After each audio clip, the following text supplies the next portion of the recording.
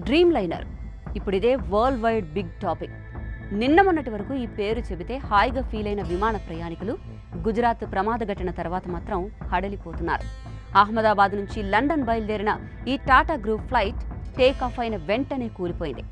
విమానంలో ఉన్నవారితో పాటు స్థానిక మెడికల్ విద్యార్థులను బలి తీసుకుంది. ఇంతకీ డ్రీమ్ లైనర్ హిస్టరీ ఏంటి?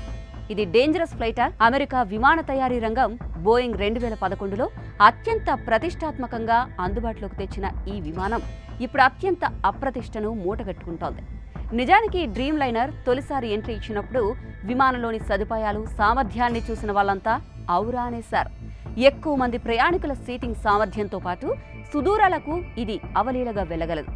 ఏకధాటిగా ఎక్కడ ఆగకుండా ఏకంగా 13,530 కిలోమీటర్లు ప్రయాణించగలదు.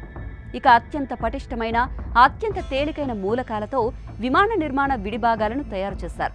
దీంతో మిగతా పోటీ సంస్థల మోడళ్లతో పోలిస్తే దీని బరువు తక్కువగా ఉంటుంది. మైలేజీ పరంగా తక్కువ ఇంధనంతో పనిచేస్తుంది. కొత్త తరం డిజైన్, అధునాతన ఫ్లై బై వైర్ కంట్రోలర్స్తో ఇది పనిచేస్తుంది. ఇలా తొలి రోజుల్లో నవతరం విమానానికి నిలువెత్తు నిదర్శనంగా నిలిచిన 788 డ్రీమ్ లైనర్ నెమ్మదిగా విమర్శల సుడిగుండంలో పడింది. 2013లో ఈ మోడల్ విమానాల్లో లిథియం అయాన్ బ్యాటరీలు పేలిపోయాయి. దీంతో అమెరికా ఫెడరల్ ఏవియేషన్ వీటి రాకపోకలను ఆపేసింది. విమానం మధ్యలోని ప్రధాన విడిభాగాన్ని ఇతర భాగాలకు అనుసంధానించేటప్పుడు సరైన ప్రమాణాలను పాటించట్లేదని 2019లో తొలిసారిగా ఆరోపణలొచ్చాయి. బిగింపుల మధ్య అతుకులు సరిగ్గా పూడ్చట్లేదని, ఇందుకు కింది స్థాయి సిబ్బంది నిర్లక్ష్యం కూడా తోడైందని తేలింది.